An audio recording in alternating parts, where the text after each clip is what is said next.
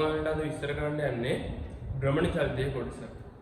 ඒතර මුලින්ම ළමයි ඔයාලා දැනගන්න ඕනේ මොකද්ද මේ භ්‍රමණ චලිතය කියන්නේ කියලා. භ්‍රමණ චලිතය කියන්නේ ළමයි යම්කිසි දෘඪ වස්තුවක් තමා මත පිහිටි අක්ෂයක් වටා යන අක්ෂයක් කරහා සිදු කරන චලිතය. මට ඔයාලට ලැබෙන්නන්න පුළුවන් මෙහෙම. දැන් මේ වගේ. හරි. කල් කැබල්ලක් කියලා හිතමු. එයාගේ මත පිහිටි ලක්ෂයක් කරහා යන අක්ෂයක් වටා මේ අක්ෂය වටා සිදු කරන චලිතය කියනවා අපි භ්‍රමණ චලිතය කියලා. උදාහරණ විදිහට ළමයි කියන්න පුළුවන් වාහන රෝදයක චලිතය, බයිසිකල් රෝදයක චලිතය, කතරු වංචිල්ලාවක චලිතය, මෙරිකෝරවුමක චලිතය. ඒ වගේ ඒවා ළමයි තමගේ අක්ෂයට දෘಢව සම්බන්ධ වෙලා තියෙනවා. එතකොට තව අපිට කියන්න පුළුවන් පෘථිවිය තමාගේ අක්ෂය වටා භ්‍රමණය වෙනවා නේද? හරියටම එක දවසකදී සම්පූර්ණ වටයක් යනවා. තව ඉලෙක්ට්‍රෝනයක් වගේ භ්‍රමණ චලිතයක් අපිට කියන්න පුළුවන් ඒකත් භ්‍රමණ චලිතයක් කියලා. ළමයි දැන් ඔයාලට මම කියලා දෙන්න ඕනේ ඊට අමතරව මේ භ්‍රමණ චලිතයට අමතරව වෘත්ත චලිතය කියන්නේ මොකක්ද කියලා මෙතනදීම මම විස්තර කරන්නම්. ගොඩක් වෙලාවට ළමයි මේ දෙක පටලවනවා. භ්‍රමණ චලිතය කියන්නේ තමා මත පිහිටි ලක්ෂයක් කරහා යන අක්ෂයක් වටා සිදු කරන චලිතය. මේකේ තමයි කේන්ද්‍රයට හැම අංශුවක්ම දෘಢව සම්බන්ධ වෙලා තියෙන්නේ. හැබැයි මෙන්න මේ වගේ එකක්. මම ලේසි උදාහරණයක් කියන්නම්කෝ. පෘථිවිය වටේට චන්ද්‍රිකාවක් වගේ එකක් චලිත වෙනවා. මේ වගේ එකක් ළමයි කේන්ද්‍රයට දෘಢව සම්බන්ධ වෙලා නැහැ. හරි? මේ වගේ චලිත. හැබැයි මෙතනලා කේන්ද්‍රයට බලයක් තියෙනවා. ගුරුත්වාකර්ෂණ බලය කියන එක. මේ වගේ අවස්ථාවක් අපි කියන්නේ වෘත්ත චලිතයක් කියලා. නැත්නම් න්‍යෂ්ටිය වටා අපිට ගන්න පුළුවන් මොනවා න්‍යෂ්ටිය. න්‍යෂ්ටිය වටා ඉලෙක්ට්‍රෝන එක සිදු කරන චලිතය. මේ වගේ තමයි වෘත්ත චලිතය දාලා වෙන්නේ. මේ දෙක පටලවා ගන්න එපා පැහැදිලිව තේරුම් ගන්න. හරි? ඊළඟට ළමයි මම ඔයාලට කියලා දෙන්නම් ඇත්තටම මොකද්ද මේ රේඩියන් ඒ කියන්නේ කියලා අපි ඒ කියන්නේ කෝණයක් මයින් වල ළමයි භාවිත කරන සම්මත ඒකකයේ තමයි රේඩියන්. අංශක වලින් මයින් පුළුවන්. මම මුලින්ම කියන්නම් ඔයාලට රේඩියනයක් කියන්නේ මොකද්ද කියලා. හරි? බලන්න. අපිට මෙහෙම ගන්න පුළුවන්. රේඩියනයක් කියන්නේ ළමයි තමාගේ අරයට වෘත්තයක් සැලකුවොත් එයාගේ අරයට සමාන ඡාප ඛණ්ඩයක් කේන්ද්‍රය ආපාදනය කරන කෝණය අපි කියනවා රේඩියන් එකක් කියලා. දැන් මම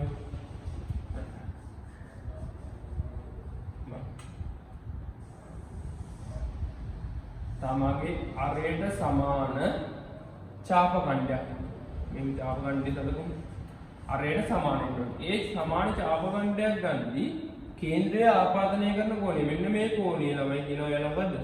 1 රේඩියන් කියලා. තේරුණාද? 1 රේඩියන්. ඒ කියන්නේ ළමයි ඒ කියන්නේ ළමයි මෙතන කෝණේ 1 රේඩියන් වෙද්දී ඡාපදික r වෙනවා. අපි හිතමු නිකමට θ කෝණයක් මට ඕනේ මෙහෙම කෝණයේ θ කෝණයක් වෙද්දී කොච්චරක් ඡාපදිකක් ගිහිල්ලාද කියලා බලන්න. එන් කෝණේ මෙතන කෝණේ θ නම් 1 රේඩියන් වෙද්දී r නම් ඡාපදික θ වෙද්දී කොච්චරද ළමයි θ රේඩියන් වෙද්දී ඡාපදික r θ වෙනවා. මේක තමයි ඡාපදික වෙන්නේ. ඒ කියන්නේ මේක s ට සමාන වෙන්නේ ඡාපදික. මේක ඔයාලගේ සාමාන්‍ය පෙළ දික් කියලා දෙනවා. s සමානයි r θ. පැහැදිලිද? අපි ඊළඟට බලමු ළමයි මොකද්ද කෝණික විස්ථාපනය කියලා. කෝණික විස්ථාපනය කියන්නේ ළමයි භ්‍රමණ චලිතයේ යෙදෙන වස්තුවක කෝණයේ සිදුවන වෙනස් වීමට කියනවා අපි කෝණික විස්ථාපනය කියලා. දැන් මේම දක්වන්න පුළුවන්. යම් කිසි අංශුවක් මේ වගේ ලක්ෂයකින් පටන් ගන්නවා. යම් කිසි අපි හිතමු t සමාන බිඳුවෙන් පටන් ගන්නවා කියලා. t සමාන t කියන කාලයේ ළමයි මේ අංශුව මෙතනලා මෙතෙන් දෙනවා. එතන මේ කෝණයේ සිදුවන කෝණීය සිදුවන වෙනස් වීම මේ වෙනස් වීම කියනවා අපි කෝණික විස්ථාපනය කියලා. කියන්නේ භ්‍රමණ චලිතයේ යෙදෙන වස්තුවක් කෝණයේ සිදුවන වෙනස් වීම අපි කියනවා කෝණික විස්ථාපනය කියලා. කෝණික විස්ථාපනයේ මයින් ඒකක මොනවද ළමයි? කෝණික විස්ථාපනය අපි θ වලින් දක්වන්නේ. කෝණික විස්ථාපනයේ ඒකක කියන්නේ මොනවද? ඒකක කියන්නේ ළමයි අපි සම්මත ඒකක විදිහට රැඩ් පාවිච්චි කරනවා. වෙනත් ඒකක විදිහට ඕනනම් අපිට අංශක පාවිච්චි කරන්න පුළුවන්. මේ කෝණික විස්ථාපනය කියන එකට ළමයි මොනවද? ඒකක තිබ්බට මාන පවතින්නේ නැහැ. මාන නැති භෞතික රාශියක් තමයි කෝණික විස්ථාපනය කියන්නේ. හරි. ඊට පස්සේ අපිට බලන්න පුළුවන් මොකද්ද මේ කෝණික ප්‍රවේගය කියන්නේ කියලා. කෝණික ප්‍රවේගය කියන්නේ තමයි කෝණික විස්ථාපනය වෙනස් වීමේ ශීඝ්‍රතාවය. ඒ කියන්නේ තත්පරයකදී කෝණික විස්ථාපනය කොච්චර දුරකට වෙනස් වෙනවද කියන එක. තත්පරයකදී කෝණික විස්ථාපනය කොච්චරක් වෙනස් වෙනවද කියන එක තමයි කෝණික ප්‍රවේගය කියන්නේ. හරි. මම මෙහෙම ගන්නවා මම. කෝණික විස්ථාපනය ආරම්භයේදී t සමාන බිඳුවේදී මෙතනදී ගියා. t සමාන t වෙද්දී අංශු මෙතෙන්ද ගියා. ඒ සිදුවෙච්ච කෝණික කෝණයේ වෙනස් වීම t කියලා ගන්නවා. අපිට මෙහෙම ගන්න පුළුවන්. එයාලා කියනවා කෝණික ප්‍රවේගය කියන්නේ කෝණික විස්ථාපනය වෙනස් වීමේ ශීඝ්‍රතාවය කියලා. ඒකෙන් තමයි ශීඝ්‍රතාවයක් කියන්නේ. අපිට මෙහෙම ගන්නවා. කෝණික ප්‍රවේගය කියන්නේ තමයි තත්පරයකදී සිදුවන කෝණයේ වෙනස් වීම. ඒ කියන්නේ කෝණික විස්ථාපනය බෙදීම කාලය.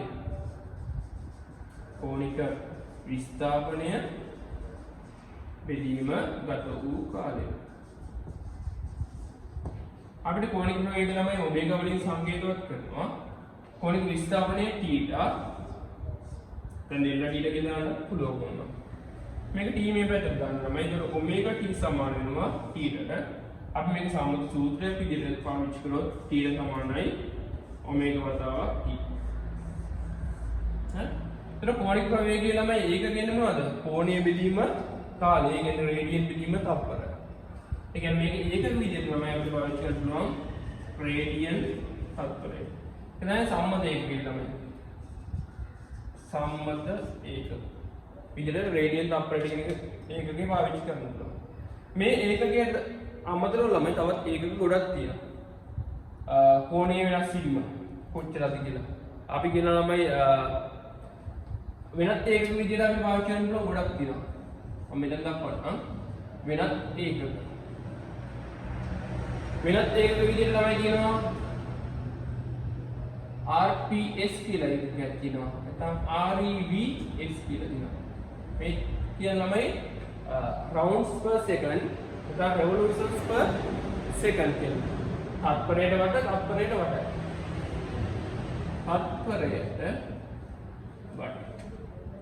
තවත් ඒකක තියෙනවා ළමයි RPM කියලා එකකයක් තියෙනවා. ඔය වාහන වලම ගහලා තියෙනවා මේක. RPM නැත්නම් REV per minute. මේ කියන්නේ rounds per minute නැත්නම් revolutions per minute කියන. ඒ කියන්නේ ළමයි මිනිත්තුවට වට.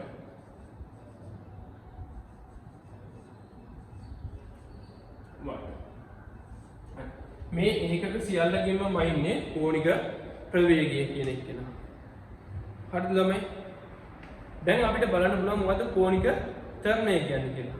කෝණික ත්වරණය කියන්නේ ළමයි කෝණික ප්‍රවේගය වෙනස් වෙනවා. ඒ කියන්නේ කෝණික ප්‍රවේගය වෙනස් වීමේ ශීඝ්‍රතාවය. ඔයාලට උන අර්ථයක් කිමලියන්න පුළුවන් කෝණික ත්වරණය යනු කෝණික ප්‍රවේගය වෙනස් වීමේ ශීඝ්‍රතාවයයි කියලා. හරි. මට මෙහෙම ලියන්න පුළුවන් නේද?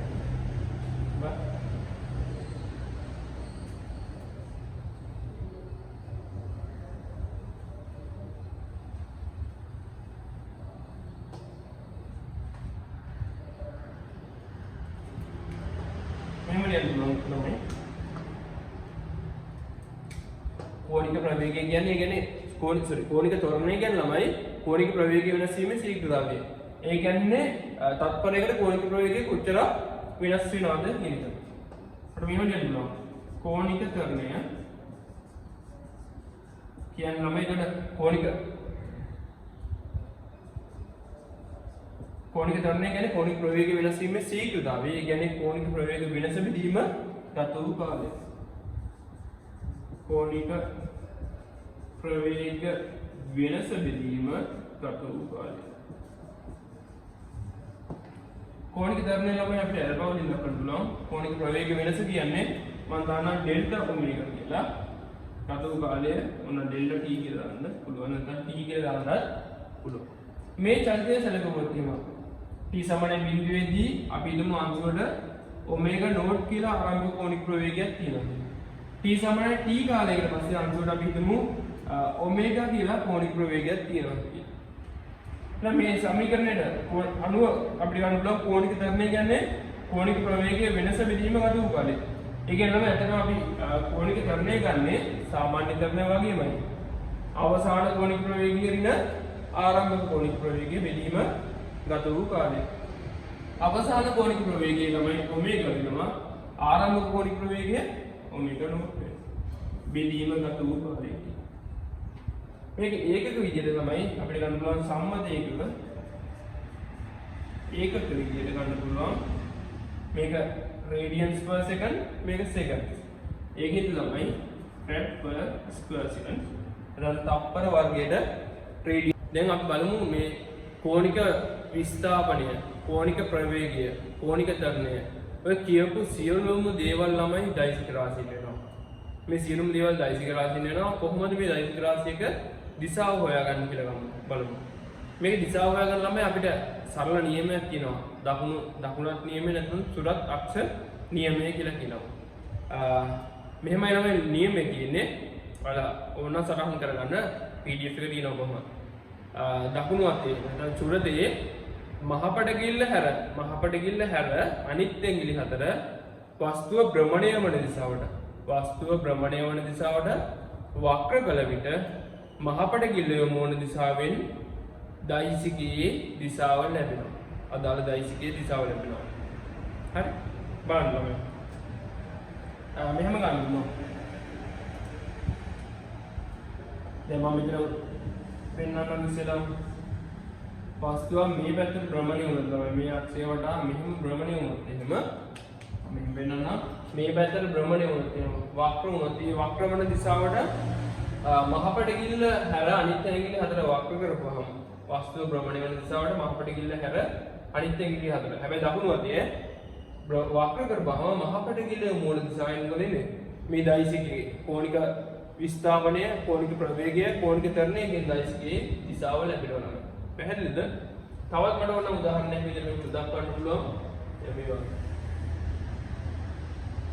වස්තුවක් මෙහෙම අපි හිතමු මේ පැත්තට භ්‍රමණය වෙනවා. වස්තුව මේ පැත්තට භ්‍රමණය වෙනවා ළමයි. අපි හිතමු මෙයාගේ කෝණික විස්ථාපනය කියලා. මේ අංශයේ කෝණික විස්ථාපනයක් තියෙනවා මේ පැත්තට. මේ දිශාව. එතකොට මේ දෛසිකයේ දිශාව ගන්න ළමයි කෝණික විස්ථාපනයේ දෛසිකයේ දිශාව ගන්නේ දකුණු අතේ මහපටගිල්ල නැඳුවා. අනිත් ඇඟිලි හතර මේ පැත්තට වක්‍ර කරපුවම මහපටගිල්ල යොමු වන දිශාවෙන් මේ දෛසිකයේ දිශාව එනවා. ඒ කියන්නේ ළමයි මොකද බෝඩ් එකෙන් එළියට. දැන් ළමයිට ප්‍රශ්නයක් ඇති කොහොමද මේක ලියන්නේ බෝඩ් එකෙන් එළියට තියෙනවා උඩට තියෙනවා යටට තියෙනවා ප්‍රශ්නයක් කරන්න එපා ළමයි. සිංහලෙන් ලියන්න බෝඩ් එකෙන් ඉවතට පොතෙන් ඉවතට නැත්නම් පොත තුලට. දැන් මේ වගේ අවස්ථාවක් ගත්තොත් මේ පැත්තට අපි කෝණික ප්‍රවේගයක් තියෙනවා මෙහෙම. මේ පැත්තට කෝණික ප්‍රවේගයක් තියෙනවා. මේ පැත්තට වක්‍ර කරන මහපටගිල්ල නැතුව අනිත් ඇඟිලි හතර. මෙහෙට වක්‍ර කරපුවාම මහපටගිල්ල යොමු වන දිශාවෙන් මොකද බෝඩ් එක ඇතුළට. දැන් බෝඩ් එක තුලට තියෙනවා ළමයි. මෙතන දෛසිකය. හරිද? ඉතින් මේක සිංහලෙන් ලියන්න. පොතෙන් ඉවතට පොත තුලට කියලා සිංහලෙන් ලියන්න ළමයි. මේක හැබැයි හරි වැදගත් නියමයක්. අපිට ඉස්සරහට මේ වගේම දෙයක් ඕනි වෙනවා චුම්බක ක්ෂේත්‍රවල. හොඳට තේරුම් ගන්න. හරි? ඊට පස්සේ ළමයි අපිට බලන්න පුළුවන් මේකේ තියෙනවා කෝණික විස්ථාපන කාල ප්‍රස්ථාරයි කෝණික ප්‍රවේග කාල ප්‍රස්ථාරයි. අපි මේ කොටස් දෙක ඊළඟට බලමු.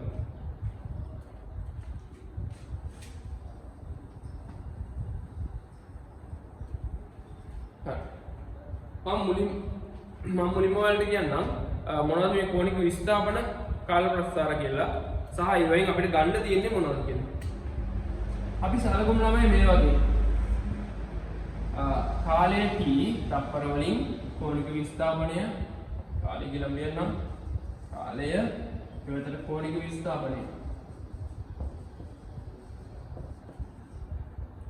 රේඩියන් වලින් අපි හිතමු ළමයි ආරම්භයේදී කෝණය බිඳුවයි බිඳුවෙන් පටන් අරගෙන චලිත වෙන අවස්ථාව මේ වගේ. නියත මොකක්ද මේකේ අනුක්‍රමණය නියතයි. නියත අනුක්‍රමණයක් තියෙන විදිහට මේ අංශුවක් මොකක් හරි අංශුවක් කෝණික විස්ථාපන ලබනවා කියලා හිතමු. මම නිකමට ළමයි මේකේ අනුක්‍රමණය සලකනවා. යම් කිසි කොටසක් කරගෙන මම අනුක්‍රමණය සලකනවා. දැන් මේ කොටසේ තියෙන්නේ මොකක්ද? මෙතන වුණා මට θ2 කියන්න පුළුවන් මෙතන θ1 කියන්න පුළුවන්. මේ t2 වලට අදාළ කාලයකට t2 කියන්න මෙතන කාලය t1 කියන්න. හරි? අපිට මේක අනුක්‍රමණය සලකන්න පුළුවන්. අනුක්‍රමණය මොකක්ද අනුක්‍රමණය එන්නේ? t2 ඍණ t1 මෙතන එනවා t2 ඍණ t1 මෙතන එනවා t2 ඍණ t1 අපි දක්වමු ළමයි t2 ඍණ t1 බෙදීම t2 ඍණ t1 ඒ කියන්නේ මේ අනුක්‍රමණය මම m වලින් දක්වන්නම් m සමාන මොකද එන්නේ ඩෙල්ටා t බෙදීම ඩෙල්ටා t මොකද ළමයි මේ ඩෙල්ටා t බෙදීම ඩෙල්ටා t කියන්නේ මේ අංශයේ කෝණික ප්‍රවේගයනේ මේ අංශයේ කෝණික ප්‍රවේගය එහෙනම් මේක නිරූපණය වෙනවා මොකක්ද මේ දැන් වස්තුවේ හරි අංශයේ හරි කෝණික ප්‍රවේගය නිරූපණය වෙනවා අපිට මෙහෙම කියන්න පුළුවන් කෝණික විස්ථාපන කාල ප්‍රස්ථාරයක අනුක්‍රමණයට කියන සිංහල වචන තමයි ළමයි ඒ කියන්නේ අපේ සිංහල අයට දැනෙන වචන තමයි බෑවුම නැත්නම් ස්ලෝප් එක කියලා කියන ඉංග්‍රීසි බෑවුමෙන් නිරූපණය වෙනවා මොකද්ද කෝණික ප්‍රවේගය බෑවුමෙන් නිරූපණය වෙනවා කෝණික ප්‍රවේගය හරි ළමයි දැන් ඔයාලට මේ සිංහල වචනේ හොඳට ඕනේ දැන් ඔයාලගේ අම්මලාත්ලා ගමනක් යද්දී කියන්නේ නැහැ කවදාකවත් මම අද මාර බෑවුමකනේ බැස්සේ නැත්නම් මාර අනුක්‍රමණයකනේ බැස්සේ කියලා කියන්නේ නැහැ අම්මලා කියනවාද මාර බෑවුමක් තිබ්බේ මාර කන්දක් තිබ්බේ කියලා. එහෙම නේද? මේ බෑවුම වැඩි. නේ? බෑවුම අඩු. ඉතින් මේ බෑවුම කියන වචන තමයි ළමයි වලට ගැලපෙන වචනේ. මේක මේ බෑවුම නියතයි නම් අපි කියනවා කෝණික ප්‍රවේගය නියතයි කියලා. මේක බෑවුම නියතයි නම් කෝණික ප්‍රවේගය නියතයි කියලා. පැහැදිලිද? බෑවුම එන්නේ වැඩි වෙනවා නම් මොකද වෙන්නේ? බෑවුම එන්නේ වැඩි වෙනවා නම් කෝණික ප්‍රවේගය එන්නේ වැඩි වෙනවා. බෑවුම එන්නේ අඩු වෙනවා නම් කෝණික ප්‍රවේගය එන්නේ අඩු වෙනවා. කෝණික ප්‍රවේගය එන්නේ වැඩි වෙනවා කියන්නේ කෝණික ත්වරණය. කෝණික ප්‍රවේගය එන්නේ අඩු වෙනවා කියන ළමයි එක කෝණික මන්දනයක් කියලා ගන්නවා. පැහැදිලිද? හරි. අපි ඊට පස්සේ බලමු මොනවද කෝණික ප්‍රවේග කාල ප්‍රස්ථාර කියන්නේ කියලා. සහ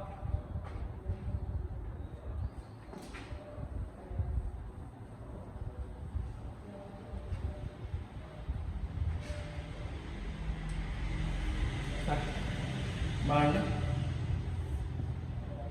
මේ මෙතන කෝණික ප්‍රවේගය මේ මෙතන කාලය කෝණික ප්‍රවේගය මයින් අපි රැඩ් වලින් රැඩ් තප්පරයට කාලය තප්පර බින්දුවෙන් පටන් මේ වෙලාවෙත් මම ළමයි නියත බැලුමක් තියෙන අවස්ථාවක් සලකන්න කෝණික ප්‍රවේග කාල ප්‍රස්ථාරයක් සලකන්න නියත බැලුමක් තියෙන අවස්ථාවක් මේ බැලුමේ මම නිකමට මට හිතෙනවා මේක අනුක්‍රමණය සලකන්න. නිකමට මට විනෝදෙට වගේ හිතෙනවා. ඔයාලට විනෝදෙට වගේ එක දේවල් කරන්න පුළුවන්. හැබැයි හොඳ දේවල් කරන්න, නරක දේවල් කරන්න එපා. බලන්න. මේක T2 කාලේ මේ වෙලාවේ. මේ වෙලාවේ කාලේ T1. T1 වෙද්දී තමයි යම් කෝණික ප්‍රවේගය අපි ඔමේගා 1 කියලා හිතමු. කාලේ T2 වෙද්දී අදාළ කෝණික ප්‍රවේගය ඔමේගා 2 කියලා හිතමු.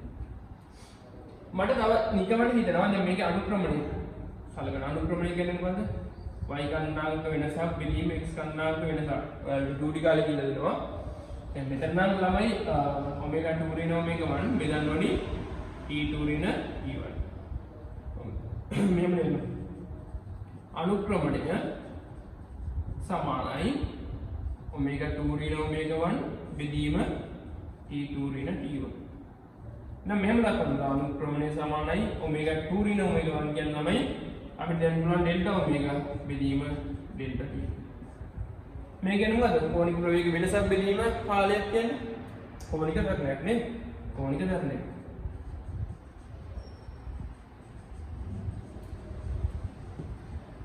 එහෙනම් මේ ඔයාලට පුළුවන් කියන්න කෝණික ප්‍රවේග කාල ප්‍රස්ථාරයක අනුක්‍රමණය නැත්නම් බෑවුමෙන් නිරූපණය වෙනවා මොකද? කෝණික ත්වරණය. මේක බෑවුමෙන් කෝණික ත්වරණය නිරූපණය වෙනවා කියලා කියන්න පුළුවන්. වෙනස අවස්ථා නියත කෝණික ප්‍රවේගයක්. අංශුව පටන් ගන්න වෙලාවේ ඉන්න එකම නියත කෝණික ප්‍රවේගයක් අපි හිතමු ඔමේගා කියලා. නියත කෝණික ප්‍රවේගයකින් අංශුව දිගටම භ්‍රමණය වෙනවා. මම සලකන්න යම්කිසි t කාලයක්. මේ t කාලය තුළදී මේ වක්‍රයෙන් නැත්නම් මේ ප්‍රස්ථාරයෙන් යටවන වර්ගඵලය මම නිකමට සලකනවා. මේ වෙලාවේ නිකමට මට විනෝදෙට වගේ හිතෙනවා මේක වර්ගඵලයෙන් මොනවා එයිද කියලා. වර්ගඵලය. මොකද එන්නේ ළමයි? වර්ගඵලය කියන්නේ දැන් මේක නිරයනේ ඔමේගා වතාව t නේද? ඒක ඍජු කෝණාශ්‍රයක් කියලා සලකමු. ඒකට ඔමේගා වතාව t වෙනවා. ඔමේගා වතාව t කියන්නේ මොකද්ද? කෝණික විස්ථාපනයේ කාලයෙන් වැඩි කරපුවාම. තවත් දෙයක් කරන්න පුළුවන් ළමයි වලට. මෙතන තියෙන්නේ මෙහෙම ගන්නත් පුළුවන් වලට. මේකෙනුත් කියන්න පුළුවන් මෙතන තියෙන්නේ කෝණික ප්‍රවේගයේ කාලයෙන් වැඩි කරපුවාම කෝණික විස්ථාපනය වෙනවා නේද? කෝණික විස්ථාපනය වෙනවා. මෙන්න මේ දේ කරන්න පුළුවන්. මේ අක්ෂයෙන් වැඩි කරන එක කරන්න ළමයි. මේ අක්ෂයේ ඒකක මොනවද එන්නේ? රේඩියන් තප්පරයට නේද? ඒක ගුණ කරනවා ළමයි තප්පරය කියන එක. එතන මේ දෙක ගුණ කරපුවම මොකද වෙන්නේ? මේ කාලයේ එක තප්පරය. මේ දෙක ගුණ කරපුවම රේඩියන්. ඒකෙන් අපිට තීරණය කරන්න පුළුවන් මේකේ යනවන වර්ගඵලයෙන් මොකද්ද ලැබෙන්නේ කියලා. තේරුණාද? මේක තවත් වැදගත් සංකල්පයක් ළමයි. ඔයාලට MCQ කරලා දීම මේ සංකල්පය ඕන වෙනවා. යටවන වර්ගඵලයෙන් මොකද්ද එන්නේ කියලා එයාලා අහනවා. මේ සමහර ප්‍රශ්න වලදී. ඒතර මේ අක්ෂ දෙකේ ඒකක ගුණ කරපුවම ඔයාලට තීරණය කරන්න පුළුවන් මොකද්ද ලැබෙන්නේ කියලා. පැහැදිලිද? හරි. අපිට ඊළඟට ළමයි මේකෙන් පස්සේ අපිට දැනගන්න ඕනේ මොකද්ද මේ සංඛ්‍යාතය කියන්නේ? මොකද්ද මේ ආවර්ත කාලය කියන්නේ කියලා. අපි මේ දේවල් ඊළඟට විස්තර කරමු.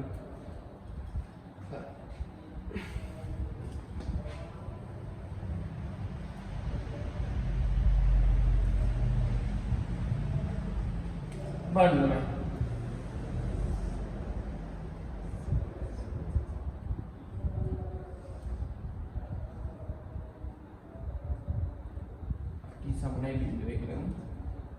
සංඛ්‍යාතය කියන්නේ මෙහෙමයි අර්ථ දැක්වීම තියෙන මෙහෙමයි. භ්‍රමණ චලිතයේ යෙදෙන වස්තුවක් තත්පරයකදී නැත්නම් ඒකක කාලයකදී භ්‍රමණය වන වට සංඛ්‍යාව.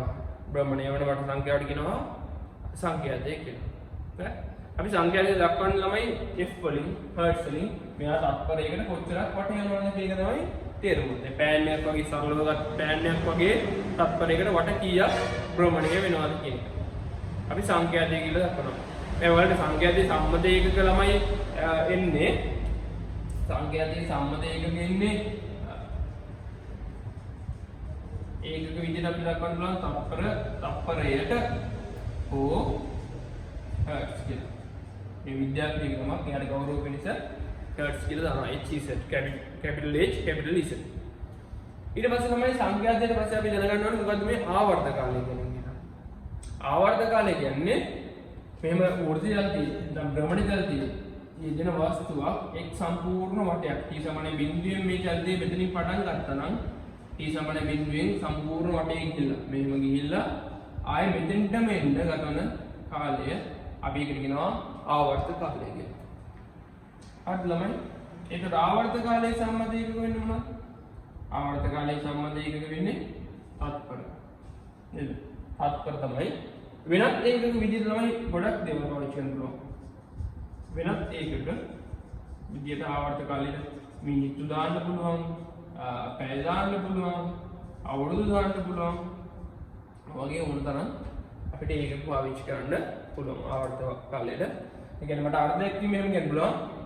භ්‍රමණ චලිතයේ යෙදෙන වස්තුවක් එක් සම්පූර්ණ වටයක් එක් නැත්නම් මෙහෙම කියන්න පුළුවන් එක් සම්පූර්ණ චක්‍රයක්. එක් සම්පූර්ණ වටයක් යෑමට ගතවන කාලය ආවර්ත කාලය ලෙස හැඳින්වුවේ කියලා අපිට කියන්න පුළුවන්. පැහැදිලිද? හරි. ඊළඟට බලමු ළමයි මොකද්ද මේ අපිට මෙහෙම දෙයක් ගන්න පුළුවන්. මේක සම්බන්ධයක් ගන්න පුළුවන්. කාලය වට ගණන. ළමයි කැපිටල් t කාලයකදී ආවර්ත කාලයකදී වට එකක් යනවා. ආවර්ත කාලයකදී වට එකක් යනවා. හරි? හරිම සරලයි. එහෙනම් ළමයි එක තප්පරයකදී t කාලයකදී වට එකක් යනවා නම් එක වටයක් යනවා නම් එක තත්පරයකදී යන වට ගන්න හොයන්න මොකද කරන්නේ? t කාලයකදී මෙච්චරයි නම් එකට කොච්චරද? හරිම සරලයි ළමයි. නේද? එක තප්පරයකට එක බෙදීම t නේද? තප්පරයකට යන වට ගන්න කියන ළමයි අපි සංඛ්‍යාතය කියලා. හරි. මේව සූත්‍රය ගන්න පුළුවන්. ඒකට සංඛ්‍යාජය සමානයි 1 බෙදීම ආවර්ත ඉතාමත් සරල සූත්‍රයක්. ඔව්. මේ වගේ දේවල් නම් ඉතාමත් සරලයි. ඔයාලගේ චූටි කාලේ ඇත්තටම මේ දේවල් වල හැමදේකම ගොඩක් දේවල් වල තියෙන්නේ ඔයාලගේ චූටි කාලේ කියලා දුන්න දේවල්ම තමයි. ඒ කියන්නේ ඇපල් ගෙඩි 5ක් රුපියල් 100 නම් ඇපල් ගෙඩි 3ක මිල කීයද? හරිම සරල දේවල් තමයි කියන්නේ. ඒ කියන්නේ අපි කරන්න ඕන ළමයි 5ක මිල දන්නවා නම් 1ක මිල හොයලා 3ක මිල හොයන්න 3න් කියන්නේ 5න් බෙදලා 3න් වැඩි කරන්න නේද? ඒ වගේ ඉතාමත් සරල දේවල් තියෙන්නේ මේ වේදී. ඊ කාලයකදී වට එකක් යනවා නම් තප්පරයකදී යන වට ගන්න එක බෙදීම t. පැහැදිලිද? ඊට පස්සේ මේකට පස්සේ අපිට ළමයි කතා කරන්න පුළුවන් මොකද්ද මේ ස්පර්ශීය ප්‍රවේගය කියන්නේ කියලා. භ්‍රමණ ජලයේ යෙදෙන වස්තුවක ස්පර්ශීය ප්‍රවේගය කියන්නේ කියලා මොකද්ද කියලා කතා කරන්න පුළුවන්. මම මෙහෙම කියන්නේ. සටහන් කරගන්න වෙලා. හරි. යම් කිසි වස්තුවක් භ්‍රමණ ජලයේ යෙදෙද්දී ළමයි යම් කිසියම් මොහොතකදී මේ යම් මොහොතක් සැලකමු. මේ මොහොතේදී එයාගේ ස්පර්ශය දැන් යම් ලක්ෂයකට වෘත්තයකට ඔයාලා දන්නවා වෘත්තයකට ස්පර්ශකයක් ගන්න පුළුවන්. ඔයාලගේ සාමාන්‍ය වෙල ගණිතයේදී කියලා දෙනවා. ඒ ස්පර්ශකයේ දිශාවට පවතින ප්‍රවේග ස්පර්ශකයේ දිශාවට පවතින ප්‍රවේග සංරචකයට කියනවා අපි ස්පර්ශීය ප්‍රවේගය කියලා. අර්ථ දැක්වීම කිව්වොත් මෙහෙම කියන්න පුළුවන්. භ්‍රමණ ජලයේ යෙදෙන වස්තුවක් යම් මොහොතකදී ස්පර්ශීය දිශාවට පවතින ප්‍රවේග සංරචකය ස්පර්ශීය ප්‍රවේගය ලෙස නිර්ණය කියලා ලියන්න පුළුවන්. පැහැදිලිද? හරි. මේ වගේ ඕනනම් දක්වන්න පුළුවන්. මම මේක ගොඩනගා ගන්නවා මෙහෙම සරලව. ඊටමත් සරල රූපයකින් මම මෙහෙම ගොඩනගා ගන්නම්. මේකට දාන සමීකරණය ස්පර්ශීය ප්‍රවේගයට. අපි හිතමු අරේ R1 පතේක වස්තුව යම් කිසි විස්ථාපනයක් ලබනවා ඉතා කුඩා විස්ථාපනයක් ලබනවා ඩෙල්ටා S කියලා දාන්නම්. ඒ විස්ථාපනය ලබන්න මේ අංශුවට ගත වෙනවා කාලයක් ඩෙල්ටා t කියලා. ඒතර ඒ කෝණය එතෙන්දි විස්ථාපනය ලබද්දී කෝණය සිදු කෝණය පුතා අපි θ කියලා ගමු. කෝණික විස්ථාපනය θ කියලා ගමු. ඔයාලා දන්නවා මේ ඡාප දිග ඉතාමත් කුඩයි ඡාප දිග ඉතාමත් කුඩයි අපිට දන්නවා අසාව දැන් මම කලින් පුරුණේක සමීකරණයක් S සමානයි RT කියලා. එතකොට මේ වෙලෙන් ඩෙල්ටා S සමානයි මෙතනදී නම් R වතාවක් ඩෙල්ටා t කියලා. ඩෙල්ටා කියන්නේ වෙනසක් කියලා. හරි. මට මේකේ ළමයි දෙපැත්තම ඩෙල්ටා t කින් ගත වෙච්ච කාලයෙන් බෙදන්න පුළුවන්. සමීකරණ R කියන්නේ නියතයක්. එයා වෙනස් වෙන්නේ නැහැ. මේ දෙක මම කාලයෙන් බෙදන්නම් දෙපැත්තම. එකම සංඛ්‍යාවකින් බෙදන්නම් දෙපැත්තම.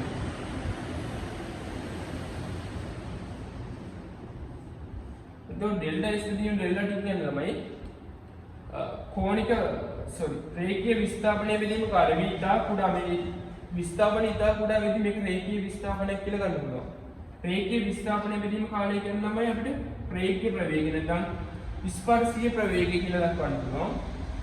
නැත්නම් ඩෙල්ටා v කියලා වතාවක් v r v සමානයි r වතාවක් ඩෙල්ටා t වෙදීම ඩෙල්ටා t කියන්නේ ළමයි කෝණික විස්ථාපනයෙන් බෙදීම කාලය කෝණික ප්‍රවේගය දක්වන්න.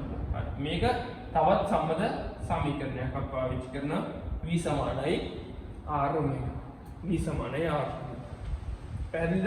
v කියන්නේ ස්පර්ශීය ප්‍රවේගය, r කියන්නේ ආරය, ඔමෙගා කියන්නේ කෝණික ප්‍රවේගය.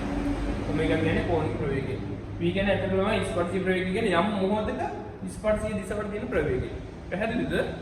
හරි. තවත් මේකදී ඔයාලා දැනගන්න ඕනේ වැදගත් දෙයක් තියෙනවා.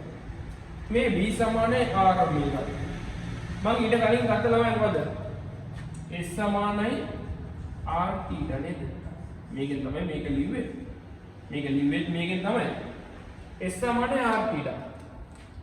බලන්න ළමයි මේකේ තව වැදගත් දෙයක් තියෙනවා. s සමානයි r θ, v සමානයි r ඔමෙගා. මේවැයි දෙපැත්තේ ඒකක මොකද වෙන්නේ ළමයි? වෙනස්. මේවැයි දෙපැත්තේ ඒකක වෙනස්. මම නම් මේක වෙන්නන්නම් ඒකක. මේ පැත්තේ ඒකක තියෙන ළමයි ms රිඩ් එක. මේ පැත්තේ ඒකක metre rad per second. Okay? Radian තප්පරයක. ඒතර මේ පැත්තේ ඒකක වෙනස් ළමයි. මේකෙදි තියෙනවා මේක මීටර, මේක රේඩියන්. ඒතර ඒකක දෙකක් එන්නේ. මේ සමීකරණ දෙකේම දෙපැත්තේ ඒකක සමාන වෙන්නේ නැහැ ළමයි. හැබැයි මේවා නිවැරදි සමීකරණ විදිහට අපි පාවිච්චි කරනවා. ඔයාලා දැනන් හිටියද ඒක? දැන් මේක නිවැරදි සමීකරණ විදිහට පාවිච්චි කරන්න හේතුව තමයි ළමයි දෙපැත්තේ ඒකක සමාන වුණේ නැති වුණත් මේ දෙපැත්තේ මාන සමානයි. මේකේ දෙපැත්තේ මාන සමානයි. මේකේ දෙපැත්තේ සමාන ලැබුණ දෙපැත්තේ මාන සමානයි. ඒක නිසා අපි මේවා නිවැරදි සමීකරණ විදිහට පාවිච්චි කරනවා. හැබැයි ඒකක සමාන වෙන්නේ නැහැ. පැහැදිලිද? හරි. ඊළඟට තමයි අපිට කෝණික මේකෙම ගොඩනගා ගන්න පුළුවන් අපිට කෝණික දැන් අපි කෝණික ප්‍රවේගය ගත්තා ස්පර්ශීය ප්‍රවේගය ගත්තා කෝණික ප්‍රවේගය සරි මේකෙම ගොඩනගා ගන්න පුළුවන් අපිට මොකද්ද ස්පර්ශීය ත්වරණය කියන එක. ස්පර්ශීය ත්වරණය කියලා අර්ථ දක්වන්න ළමයි භ්‍රමණ චලනයේ යෙදෙන වස්තුවක් යම් මොහොතක එයාගේ ස්පර්ශීය දිශාවට පවතින තරණ සංරචකය. ස්පර්ශීය දිශාවට පවතින තරණ සංරචකය කියනවා ස්පර්ශීය තරණය කියලා. මම මෙතනම දක්වන්නම්. මේ පැත්තට යම් කිසි තරණයක් තිබ්බොත් අපි කියමුකෝ ඇල්ෆා t කියලා. ඒ ටැන්ජන්ස් කියන්නේ ස්පර්ශයේ ඒ කියන්නේ තමයි ඇල්ෆා t කියලා ගන්න මේ පැත්තට තියෙන තරණය. මේ භ්‍රමණාක්ෂය වඩා මෙතනදලා මේ පැත්තට ස්පර්ශීය තරණයක් පවතින ළමයි අනිවාර්යයෙන්ම මේ පැත්තට කවුරු හරි කෙනෙක් අදින්න ඕනේ. එක්ක බලයක් තියෙන්න ඕනේ. තරණයක් නම් බලයක් තියෙන්න ඕනේ. මන්දරයක් නම් අනිත් පැත්තට ස්පර්ශීය දිශාවට අනිත් පැත්තට අදින්න ඕනේ. හරි. ස්පර්ශීය තරණය කියන්නේ ස්පර්ශීය දිශාවට තියෙන තරණ සංරචකය. ස්පර්ශීය දිශාවට තියෙන තරණ සංරචකය ස්පර්ශීය තරණය කියලා දක්වන්න පුළුවන්. හරි. අපිට හරියම සරලව මේකෙම ගොඩනගා ගන්න පුළුවන් ළමයි. මම මෙතන ගන්නම්. මේකම ගන්නම්. මේක මෙහෙම ලියනවා. මේ අවස්ථාව මම මෙහෙම ලියන්නම්. ඩෙල්ටා S බෙදීම ඩෙල්ටා T කියන එක කියලා තමයි ඩෙල්ටා V කියලා ලියන්න. සමානයි R වතාවක් මේක ඩෙල්ටා ඔමේගා කියලා ලියන්න. ඩෙල්ටා S බෙදීම ඩෙල්ටා T කියන්නේ ප්‍රවේග වෙනසක් ඩෙල්ටා V සමානයි R වතාවක් කෝණික ප්‍රවේග වෙනසක්. එතකොට මේ ස්පර්ශීය දිශාවට තියෙන තරණයක් පවතින හින්දා තමයි මෙහෙම වෙන්නේ. මම මේකෙන් ළමයි දෙපැත්තම ඩෙල්ටා T කියන කාලයෙන් එකම කාලයකින් බෙදන්නම් දෙපැත්තම.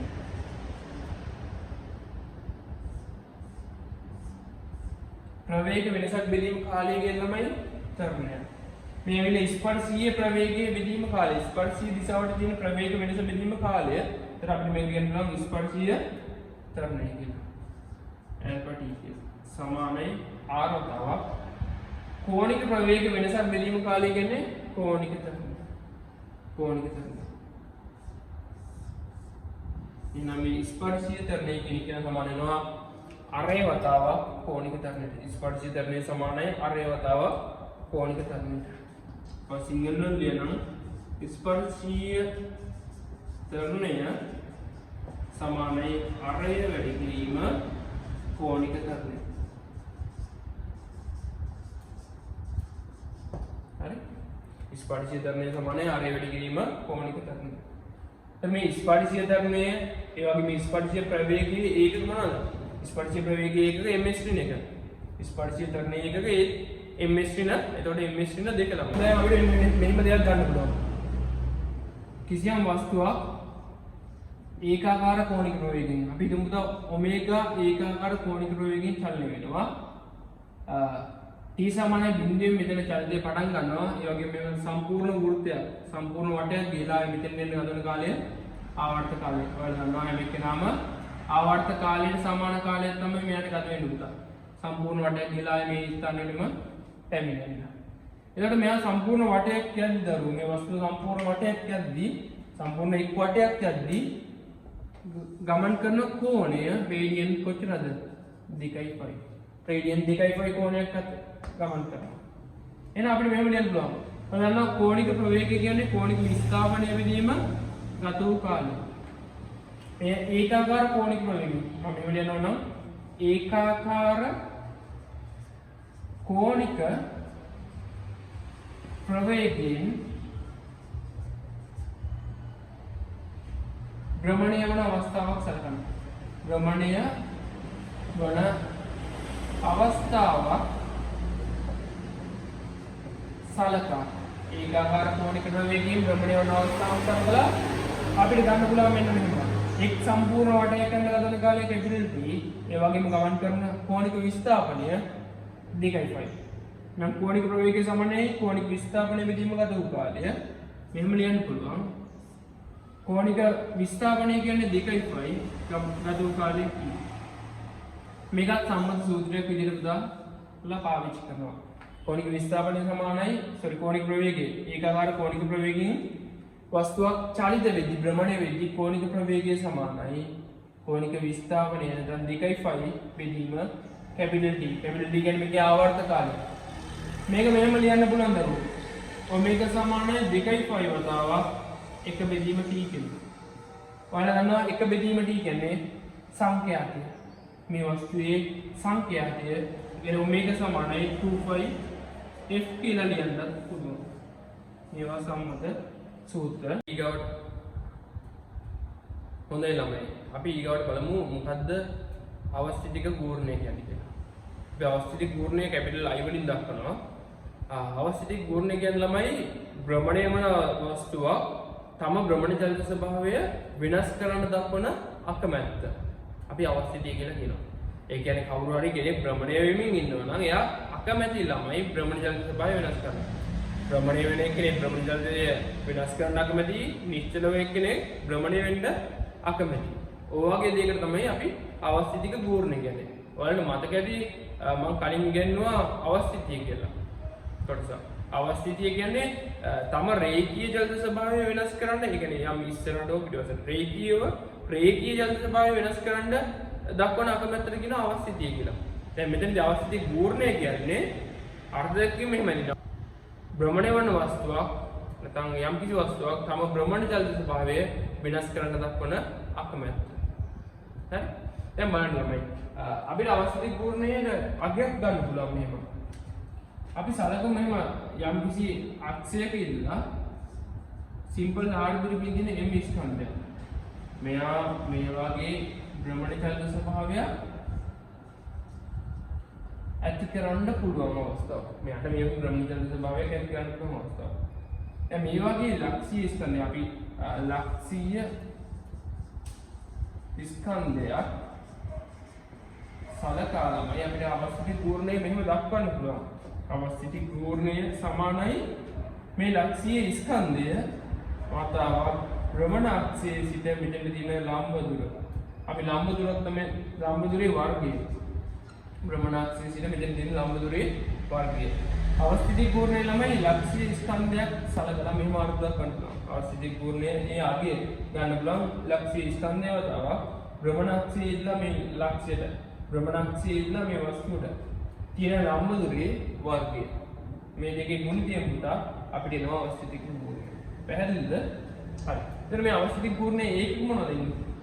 ඒකක මේක සම්බන්ධ එක කිලෝග්‍රෑම් ස්කන්ධයේ මේක මීටර kgm වර්ග කියලා අපිට ගන්න පුළුවන්. kgm වර්ග කියලා අවස්ථිතික ගූර්ණය ගන්න පුළුවන්. පැහැදිලිද? හරි. මේ ඇවිල්ලා එක් ලක්ෂීය ස්කන්ධයක් තියෙනවා. අංශු නැත්නම් දෘඩ වස්තුවක් සැලකුවොත් එහෙම අපිට මෙහෙම ගන්න පුළුවන් තමයි. දෘඩ වස්තුවක් සලකා. දෘඩ වස්තුවක් සලකලා මේ ඒකෙත් අපිට අවස්ථිතික ගූර්ණය හොයන්න පුළුවන්. බලන්න මම මේ වගේ සාධාරණ අවස්ථාවක් ගන්නම්. මෙයා මෙන්න මේ වගේ අක්ෂයක් වටා භ්‍රමණය වෙන්නේ. සූදානම් නම් අපිට ගන්න පුළුවන් මෙහෙම. 2D ස්කන්ධයක් තියෙනවා m1. එයාට තියෙන දුර ලම්බ දුර r1. තවත් පොඩි ස්කන්ධයක් තියෙනවා m2. එයාට තියෙන ලම්බ දුර r2. තවත් ස්කන්ධයක් තියෙනවා. ඒක ස්කන්ධයේ m3 ලම්බ දුර r3. මෙහෙම කරගන්න. මේ වගේ ඔය විදිහට තමයි අපි හිතමු අංශු n ගානක් කියලා. මේ වෙලේ mn මෙතන තියෙන ලම්බ දුර rn. මේ පද්ධතිය අංශු n ගානක් කියනවා කියලා ගමු. අපිට මෙහෙම ගන්න පුළුවන් මේ පද්ධතියේ මුළු අවස්ථිතික ගූර්ණය කියන්නේ එක් එක් අංශුවෙන් නැති වෙන අවස්ථිතික ගූර්ණයන්ගේ එකතුව. පද්ධතියේ මුළු අවස්ථිතික ගුණ මේ අක්ෂය වටා අපි සලකන අක්ෂය වටා මුළු අවස්ථිතික ගුණය කියන්නේ එක් එක් අංශයෙන් ඇති කරන අවස්ථිතික ගුණයන්ගේ එකතුව කියලා ගන්න පුළුවන්. ඒ කියන්නේ මෙහෙම. හරිම සරලයි. කියන්නේ මෙයා තනියෙන් ඇති කරන එක නම තමයි නා එකකින් ඇති කරන අවස්ථිතික ගුණයන්ගේ එකතුව. හරි. සරල දෛසික ආකල්ප සරල ආකල්ප තමයි. එතකොට මට මෙහෙම ලියන්න පුළුවන්. දෛසික නෙමෙයි අපිට මෙහෙම ලියන්න පුළුවන්. පළවෙනි අංශයෙන් ඇති වෙන අවස්ථිතික ගුණය m1 r1 ගේ වර්ගය. ධන දෙවෙනි අංශයෙන් ඇති වෙන අවස්ථිතික ගුණය m2 r2 ගේ වර්ගය. ධන තුන්වෙනි අංශයෙන් ඇති වෙන අවස්ථිතික ගුණය m අපිට බලන්න m3 r3 ගේ වර්ගය. කොහොම එකතු කරගෙන තියෙනවා අන්තිමව n අංශයෙන් ඇති කරන අවස්ථිතික ගුණය mn rn ගේ වර්ගය. කොහොම ලියන්න පුළුවන්. අපිට මේ පද්ධතිය මෙන්න මෙහෙම විදිහට ලියන්න පුළුවන්. ඔයාලට පොඩි කාලේ කියලා දෙනවා මේ සීග්මා කියන එක දාලා. සීග්මා කියන්නේ එකතුවක් ගන්න කියලා i සමානයි a ඉල්ල n දක්වා මොකද්ද mi ri ගේ මේ විදිහට තමයි පද්ධතික අවස්ථිතික ගුණය එක් එක් කොටසේ අවස්ථිතික ගුණයන්ගේ එකතුවෙන් අපිට ලබා ගන්න පුළුවන්. පැහැදිලිද? හරි.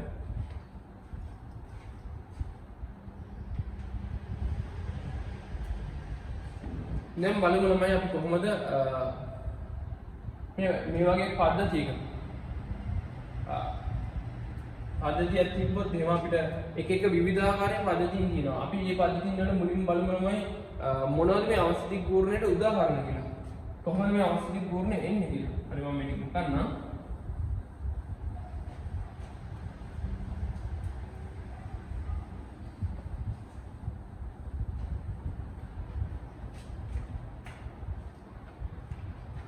මොනවද මේ අවස්ථිතික ගුණයට උදාහරණ? දැන් ඔයාලා දන්නවා ගොඩක් බර දොරක් සරණියර වටා භ්‍රමණය කරන්නට. එයා විවර්තනය කරලා තියෙන අක්ෂය වටා භ්‍රමණය කරන්න ගියාම මොකද වෙන්නේ?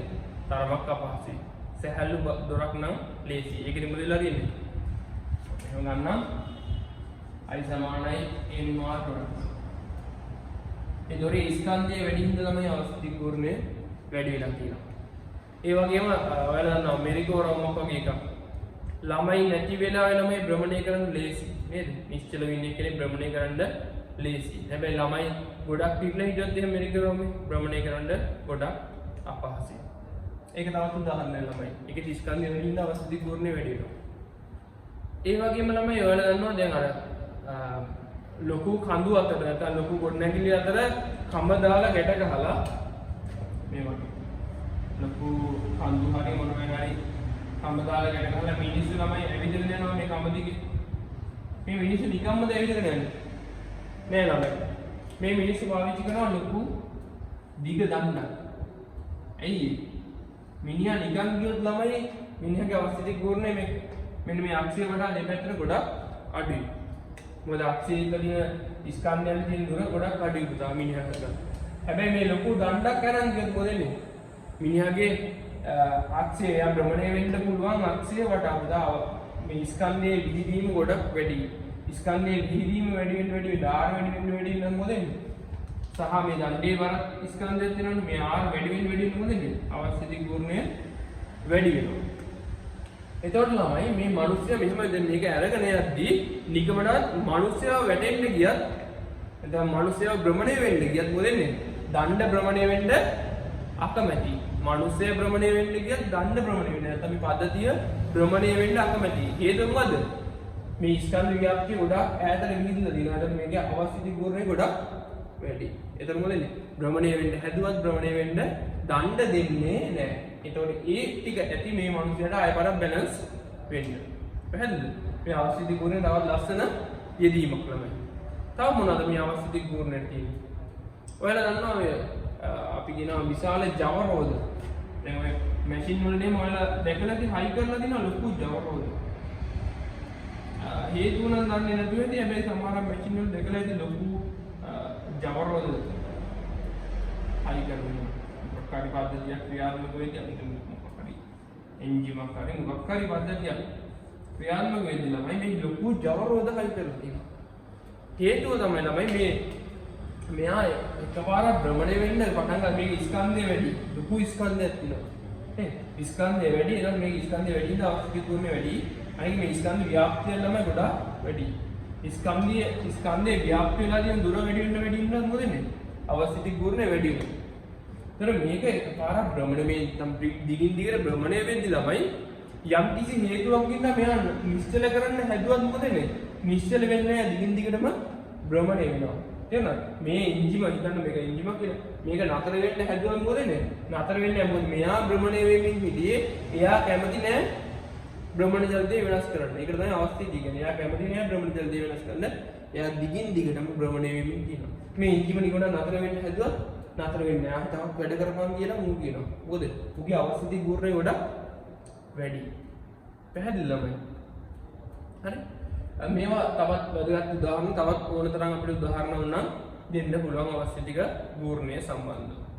හරි ළමයි.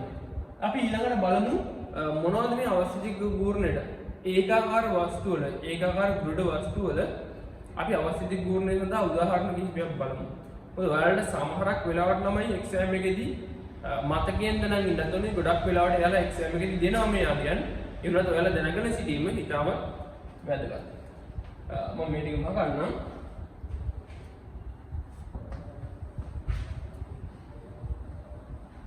හරි. ළමයි මුලින්ම අපි ගමු සිහින් දණ්ඩක්. සිහින් දණ්ඩක ඒකේ මැදින් මේ වගේ මෙතනින් පටන් ගන්න. පළවෙනි එක සිහින් දණ්ඩක අවස්ථිතික පූර්ණය. මගලම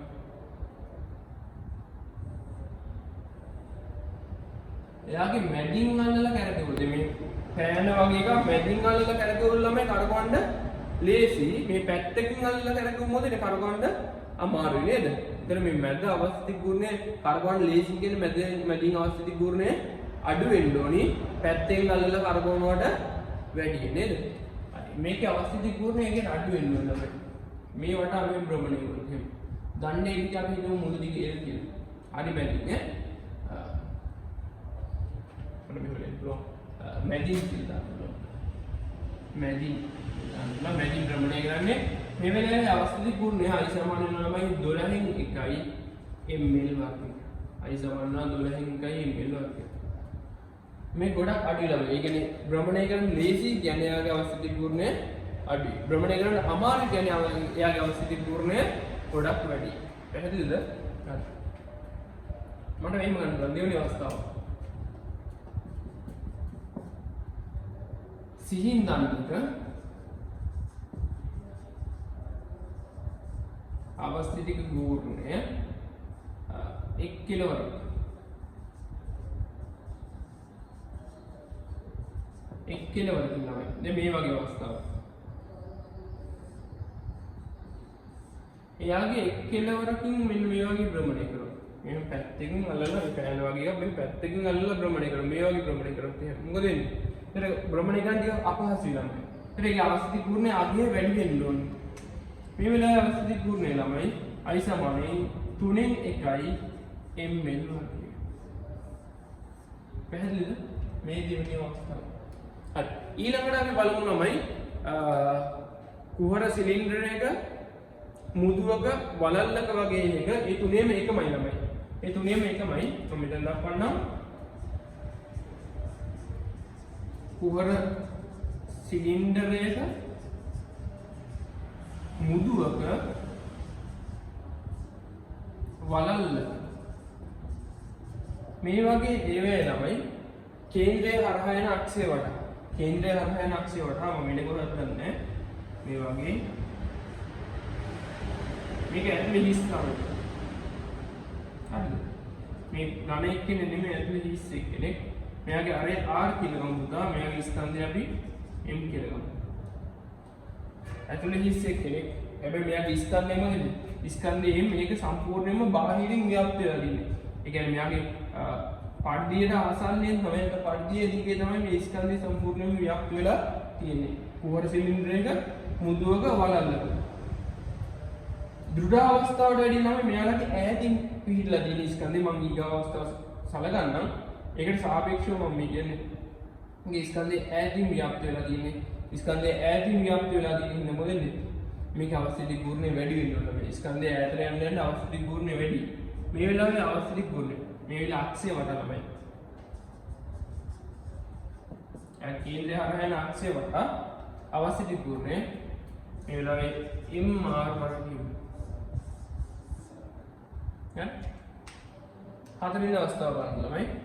මේකට පැහැදිලිද කියලා ඝන සිලින්ඩරයක තැට්ටියක කප්පියක වගේ. එහෙම ගන්නවා. හතරවෙනි අවස්ථාව ඝන සිලින්ඩරයක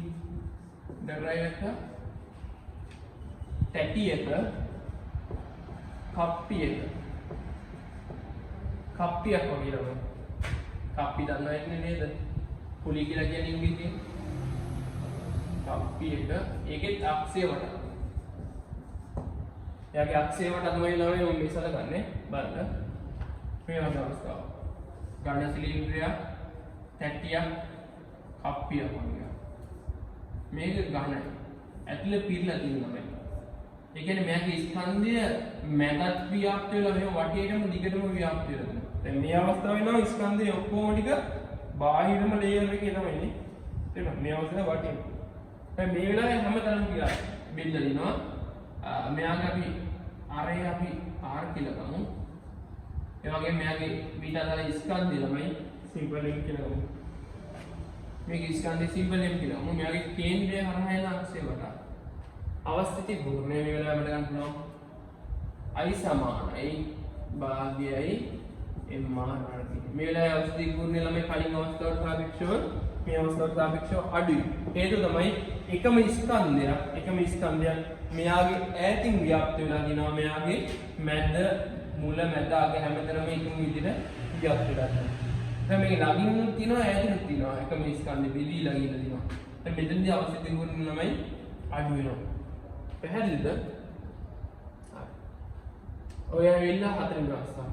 ඊළඟට ළමයි අපිට දැන් ඔයාලා මේ අගයන් මේ ආවේ කොහොමද කියලා නෑ මේ අගයන් ඔයාලා මතකයෙන් දැනන් ඉන්න විතරයි ඕනි.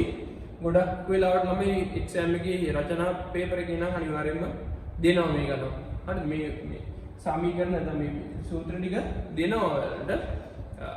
දැනගෙන ඉන්න එක කොහොමද හොඳයි. හරි? මම පස්වෙනි අවස්ථාව විදිහට ගන්නම්. කුහර ගෝලයක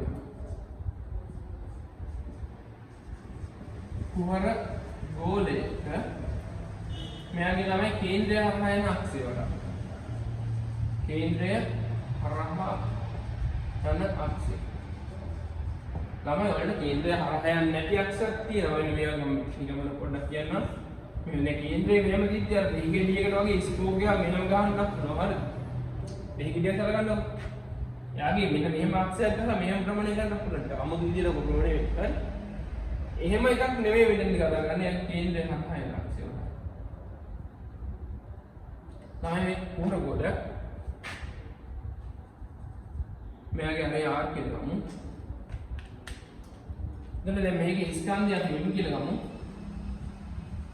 මේ ස්කන්ධය ළමයි එයාගේ බාහිරින් ව්‍යාප්ත වෙලා තියෙනවා. එයාගේ බාහිරින් ව්‍යාප්ත වෙලා තියෙන ස්කන්ධ සම්පූර්ණ ස්කන්ධයෙන් බාහිරින් තමයි ව්‍යාප්ත වෙලා තියෙන්නේ. ඉතින් බාහිරින් ව්‍යාප්ත වෙන්නේ ඈතට යන්න ස්කන්ධය ළමයි. ස්කන්ධය ඈතට යන්න අපි හැම එකම කිලෝ 10ක් කියලා ගමුකෝ. මේ හැම කිලෝ 10ක් නෙමෙයි මේ කිලෝ 10 මේ ඈතින් තියෙන්නේ. ඈතින් තියනවා කියන්නේ ළමයි අවශ්‍ය ගුණය වැඩි වෙනවා.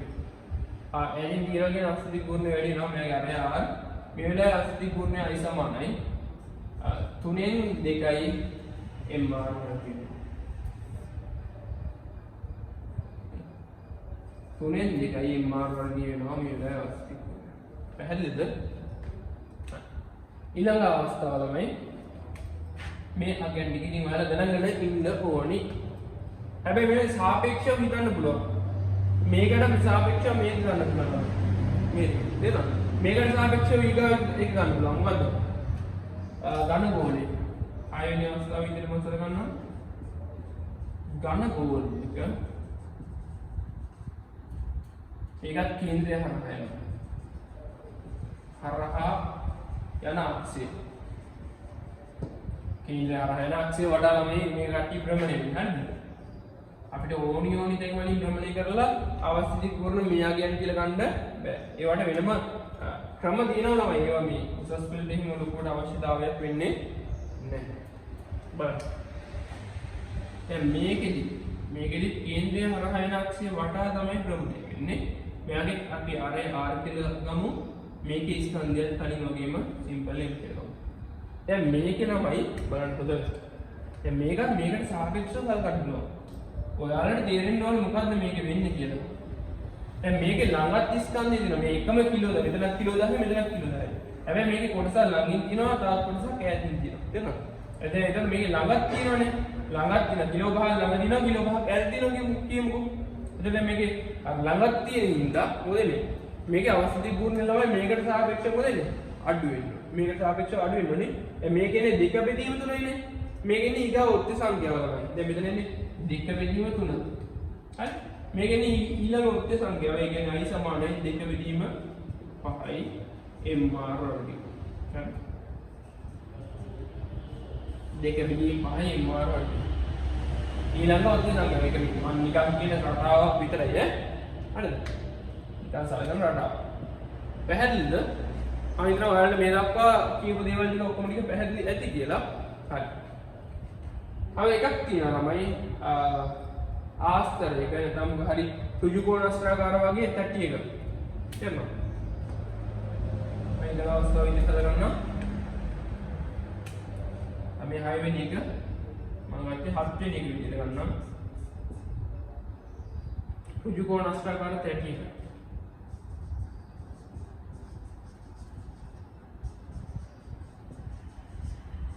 තට්ටි එක. එතන මෙයාගේ විකර්ණ ඡේදනය වන අක්ෂය හරහා විකර්ණ ඡේදනය වන ලක්ෂය හරහා යන අක්ෂය ලක්ෂය හරහා මේ වගේ ලොකු ගණකමක් නෑ ළමයි දෙතිය කිව්වම ඇල්විඩියම් කාඩුවක් වගේ මෙයාගේ විකර්ණ ඡේදනය වන ලක්ෂය හරි මැදි මේ වගේ ප්‍රමාණය වුණා. අපි තුන් මෙයාගේ දිග A පළල B දිග A පළල B ඒ වගේ මේ තටි ස්කන්ධය අපි ගමු ළමයි. තටි ස්කන්ධය ගමු සිම්පල් M කියලා මූල ස්කන්ධය. මේකෙදිත් අපිට අවශ්‍ය දේ පූර්ණ මේ විකර්ණ ඡේදනය වන ලක්ෂය හරහා යන කියන අක්ෂය වටා අවශ්‍ය දේ පූර්ණය I කෙනෙක් කියලා ගන්න පුළුවන් 12න් 1යි m වතාවක් a වර්ගය දන b වර්ගය.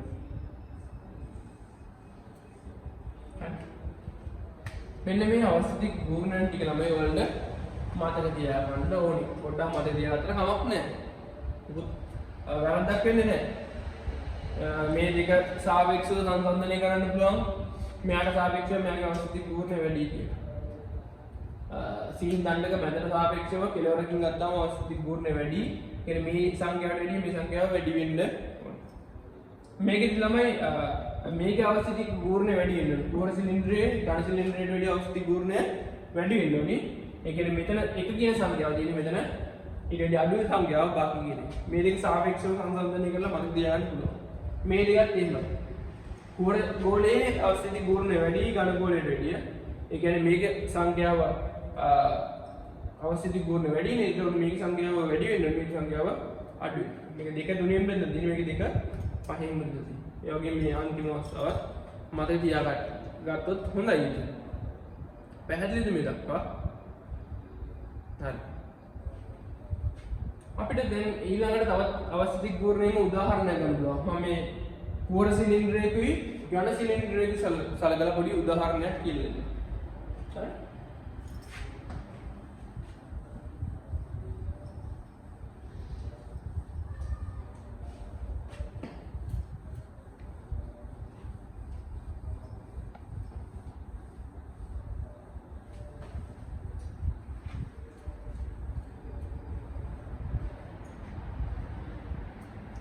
දැන් බලන්න මේ වගේ. අපි તો කූණියක් කියනවා මේක දෘඩ කූණියක් වෙන කන්නේ වෙන්නේ.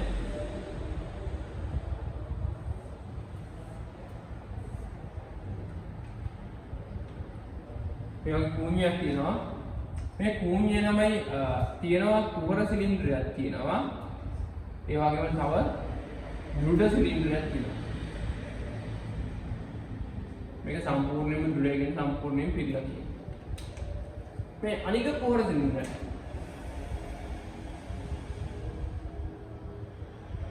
මේ හරිය කුහරයි. ඒ කියන්නේ මැද කුහරය ළමයි මේ හරිය ඉතර තියෙනවා. සම්පූර්ණ. මේ දෙකේම අරයන් සමානයි. මේ විල කුහර සිලින්ඩරය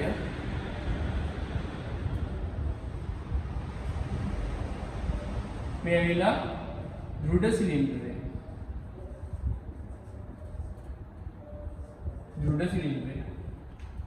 මේ දෙන්නගේ අරයන් සමානයි ළමයි යගේ ස්කන්ධත් සමානයි අරයන් සමානයි ස්කන්ධ සමානයි එතකොට මම මේකේ අවස්ථිති පූර්ණයි අරයන් සමානයි මම දක්වන්නේ හරි මෙතන ලකුණු r මෙයාගේ තරය මෙයාගේ අවස්ථිති පූර්ණ ළමයි මම i කියලා i1 කියලා ගන්නවා මෙයාගේ අවස්ථිති පූර්ණ i2 කියලා. ඔයාලා දන්නවා දැන් කුහර සිලින්ඩරේ මොකද අවස්ථිති පූර්ණය මේ ස්කන්ධ සමානයි. සමාන ස්කන්ධ තියෙන්නේ m කුහර සිලින්ඩරේ මොකද අවස්ථිති පූර්ණ i1 කෙනෙක් වෙනවා ළමයි එනවා m r වර්ගය. දෘඩ සිලින්ඩරේ අවස්ථිති පූර්ණ වෙනවා m භාගයේ m r වර්ගය නේද? ස්කන්ධය විදිහට හොඳට බලන්නමයි හොඳට බලන්න හොඳට තේරුම් ගන්න. හරි ලස්සන පාඩම්. මේ කුහර සිලින්ඩරේ අවස්ථිතික පූර්ණය වැඩි. කියන්නේ I1 කෙනෙක් වෙනා වැඩි I2 වැඩි. අවස්ථිතික පූර්ණය කියන්නේ මොකද්ද ළමයි? එයා වෙනස් වෙන්න එයාගේ භ්‍රමණ චලනය වෙනස් වෙන්න අකමැති. නේද? ඒ ළමයිනුත් එහෙම තමයි. මිනිස්සු මේ පරිසරයේ හැම දෙයක්ම එහෙම තමයි. මොකද? අපි හැම කෙනාම ළමයි වෙනස් වෙන්න අකමැති. ඔයාලත් එහෙමමයි. ඔයාලා ඉඳගෙන හිටියොත් එහෙම ඔයාලා නැගිටින්න කිව්වොත් නැගිටින්න අකමැති. නේද? ඈ ගිහිල්ලා එළියට ගිහිල්ලා යන්න කිව්වොත් එහෙම අකමැති. ඒ වගේ තමයි. මේවත් වෙනස් වෙන්න අකමැති. අපේ පරිසරයේ තියෙන දේවල්මයි කියන්නේ. ඉතින් මෙයාලා වෙනස් වෙන්න අකමැති. වෙනස් වෙන්න අකමැති කියන්නේ සමහරක් අය දැන් මෙයාලගේ සහජයෙන් ස්වභාවයෙන් තියෙන ළමයි හැකියාව. ඒ ස්වභාවය. ඒ කියන්නේ මෙයාගේ අවස්ථිති ගුණ වැඩි හින්දා එයා වෙනස් වෙන්න වැඩියෙන් අකමැති. මෙයාගේ අවස්ථිති ගුණ අඩු හින්දා මෙයාට සාපේක්ෂව මෙයාගේ වෙනස් කරන්න ලේසි, වෙනස් වෙන්න ලේසි. බැරි. දැන් මේක භ්‍රමණය වෙන්න ප්‍රමාණවත් විදියට තියනවා කියලා හිතමු පුෂ්ඨය. භ්‍රමණය වීමට ප්‍රමාණවත් වෙන්න තියනවා කියලා හිතමු පුෂ්ඨය. එන්න අනවශ්‍ය කාර්යස නැහැ යම් භ්‍රමණය වීම සඳහා භ්‍රමණය වීමට හැකි ඉස්සන්නේ නැහැ භ්‍රමණය වෙනවා කියලා හිතමු. එතකොට ළමයි මෙයා වෙනස් වෙන්න අකමැති. අකමැත්ත වැඩි. මෙයාට සාපේක්ෂව මේ දෘඩ සිලින්ඩරයට සාපේක්ෂව මෙයා වෙනස් වෙන්න අකමැත්ත වැඩි. ඒකින්ද මොකද වෙන්නේ? මෙයා වෙනස් වෙන්න අකමැත්ත වැඩි හින්දා ළමයි මෙයා තීමින් ඉන්නේ. ඒ කියන්නේ මෙයා මේ කුහර සිලින්ඩරයට සාපේක්ෂව දෘඩ සිලින්ඩරය මුලින් පහළට එනවා. මේ දෙන්නගෙන් දෘඩ එක්කෙනා මුලින් පහළට එනවා. කුහර එක්කෙනා පස්සේ තමයි පහළට එන්නේ. හේතුව තමයි ළමයි මෙයා වෙනස් වෙන්න අකමැති. මෙයා වෙනස් වෙන්න මෙයාට සාපේක්ෂව මෙයා වෙනස් වෙන්න කැමති. පැහැදිලිද? ඒකින්ද දෘඩ සිලින්ඩරේ මුලින් පහළට එනවා. කුහර සිලින්ඩරේ පස්සේ පහළට එනවා. ඔන්න මෙහෙම අනින්නත් පුළුවන් ඔයාලා ඕනනම් දක්වන්න මේ වගේ. දෘඩ සිලින්ඩරේ පහළට එද්දි ළමයි කුහර සිලින්ඩරේ මොකද තාම මත. එයාලා වෙනස් වෙන්න අකමැති. මිනිසුත් ඉන්නවා මේ වගේ. සමහරක් අය වෙනස් වෙන්න පොඩ්ඩක්වත් කැමති නෑ. සමහරක් අය ඉතින් ඉතාමත් ඉක්මනට වෙනස් වෙනවා. එක එක දේවල් වල ස්වභාවය තමයි ළමයි. හරි? ඔයාලා මේ ස්වභාවය අඳුනා ගන්න. ඒ වගේම මිනිසුන්ගේ ස්වභාවයත් අඳුනගත්තට කමක් නෑ මේ අතට. තේරුණාද? දැන් ළමයි මේකෙන් අපි කුහර එක්කෙනා කියලා දෘඩ එක්කෙනා විතරක් සර් දෘඩ එක්කෙනාව අමතක කරමු ළමයි. දෘඩ එක්කෙනා වෙනස් වෙනවනේ ඉක්මනට. ඒ ඉක්මනට වෙනස් වෙන එක්කෙනා අපි ළමයි අමතක කරමු. හරි? එයාව අමතක කරා. එයාව අමතක කරමු. දෘඩ එක්කෙනාව අමතක කරමු. අමතක කරා. ඒ කියන්නේ මෙයා I2 කියන එක්කෙනා අපිට වැඩක් නෑ. දැන් කුහර එක්කෙනා විතරක් කියනවා. එයා ළමයි කොයි වෙලේ හරි මොකද වෙන්නේ? පහළට එනවා. කොයි වෙලේ හරි පහළට එනවා. ඒ එනකන් අපි බලාගෙන ඉන්නවා. බලන්න. මේ පහළට එද්දි ළමයි මෙයාගේ යම් කිසි ප්‍රවේගයක් තියෙනවා පහළට නේද? රේඛීය ප්‍රවේගයක් තියෙනවා. මොකද භ්‍රමණය වෙමින් ආවට මෙයාට යම් කිසි රේඛීය ප්‍රවේගයක් තියෙනවා. අපි යම් කිසි රේඛීය ප්‍රවේගය v කියලා ගමු. හරි හොඳට බලන්න. යම් කිසි රේඛීය ප්‍රවේගය අපි v කියලා ගමු. v ප්‍රවේගයක් තියෙනවා. ඔයාලා දන්නවා මේ මේක නිකන් නෙමෙයි පහළට එන්නේ මොනවද? භ්‍රමණය වෙමින් තමයි පහළට එන්නේ. භ්‍රමණය වෙමින් පහළට එන්නේ. ඒකින්ද මෙතන පහළම ලක්ෂ්‍ය දෙද්දී යාගේ කෝණික ප්‍රවේගය ඔමේගා කියලා ගමු. අපිට මෙහෙම ලියන්න පුළුවන් v සමානයි r ඔමේගා කියලා. මෙයාගේ r එක කැපිටල් r කියලා. ඒකින්ද කැපිටල් r ඔමේගා. මෙහෙම ලියා ගන්නත් පුළුවන්. අවස්ථිතික ධෝරණය mr වර්ගය කියලා ගන්නත් පුළුවන්. මම හිතන්නම් ළමයි මෙහෙම.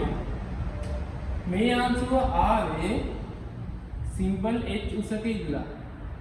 මේ කුහර සිලින්ඩරේ පහළට ආවේ සිම්පල් h උසක ඉඳලා කියලා. මට මෙතෙන්ට ශක්ති සංස්කෘතිය දාන්න පුළුවන්. මට මෙහෙම ලියන්න පුළුවන්. උපරිම මම මෙහෙම ලියන්නම් යාන්ත්‍රික ශක්ති සංස්කෘතික නියමයෙන් උපරිම මම මේ මට්ටම A කියන්නම් පුතා. A මේ මට්ටම B කියන්නම්. A හිදී චාලක ශක්තිය දන්න ගුරුත්වාකර්ෂණ විභව ශක්තිය සමාන වෙනවා මොකද්ද? B හිදී චාලක ශක්තිය දන්න ගුරුත්වාකර්ෂණ විභව ශක්තිය.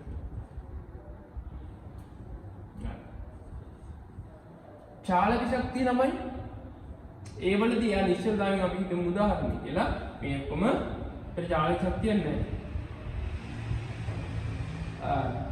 ඒ වලදී තමයි විභව ශක්තිය මම මේ මට්ටම විභව ශක්තිය සමානයි බිඳුවයි කියලා ගන්නවා. මේ මට්ටම බිඳුවයි ඉහළට දාන පහළට රිල කියලා ගන්නවා. හරි. එතන මෙතන විභව ශක්තිය තියෙනවා mgh h කියලා.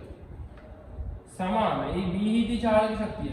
මෙයාට ළමයි මෙතන චාලක ශක්තියින් දෙකක් තියෙනවා. මෙතන චාලක ශක්තියින් දෙකක් තියෙනවා. එකක් තමයි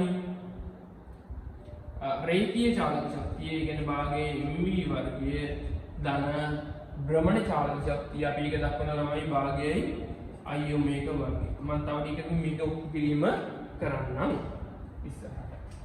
ධන ගුරුත්වාකර්ෂණ විභව ශක්තිය b හිදී නෑ බිඳුවයි විභව ශක්තිය. දැන් මට මෙහෙම දාන්න පුළුවන්.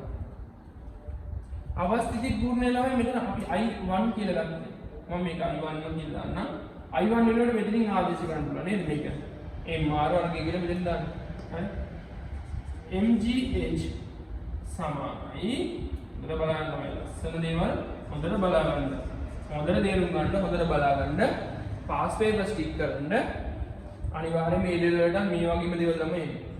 හරි? අපි ඒවට මොඩල් පේපර්ස් හදනවා, පේපර්ස් දෙනවා. ඒ අපි දෙන ඒවායින් හැර වෙන ඒවා ඉන්නේ ළමයි. අර බලන්න මේ පාරක් මම තියලා දිනවා මොඩල් පේපර් එක. ඒ පේපර් එකකින් අනිවාර්යයෙන්ම විශාල ගණන් ප්‍රමාණයක් මේ පාරේ ලෙවල් වලට එනවා. හරි. බලන්න මේ භාගයේ v වර්ගයේ ධන භාගයේ I1 එකට දාන්න පුළුවන් mr වර්ගය. වතාවක් ඔමේගා වර්ගය.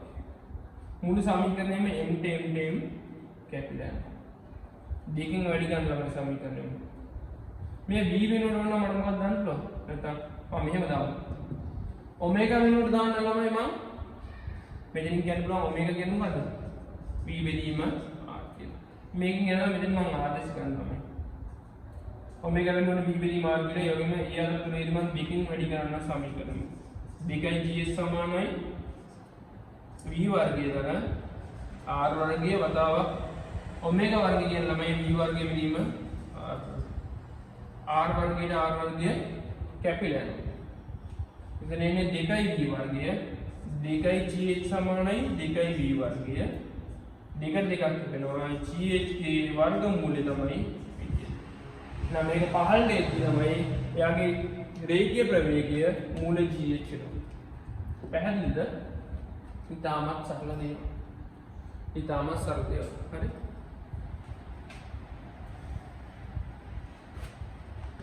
ඔයාලා සටහන් කරගන්න ළමයි. දැන් මට මෙහෙම දාන්න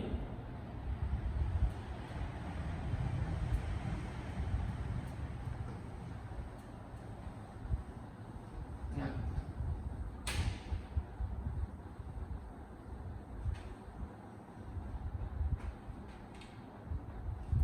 දැන් අපිට මෙහෙම ගන්න පුළුවන්. යම් කිසි ලක්ෂයක් වටා අංශුවක් එක් අංශුවක් ගන්න පොඩි අංශුවක් සලකලා මෙහෙම දානම් අංශුවක් සලකා අපිට මෙහෙම දෙයක් ගන්න පුළුවන්.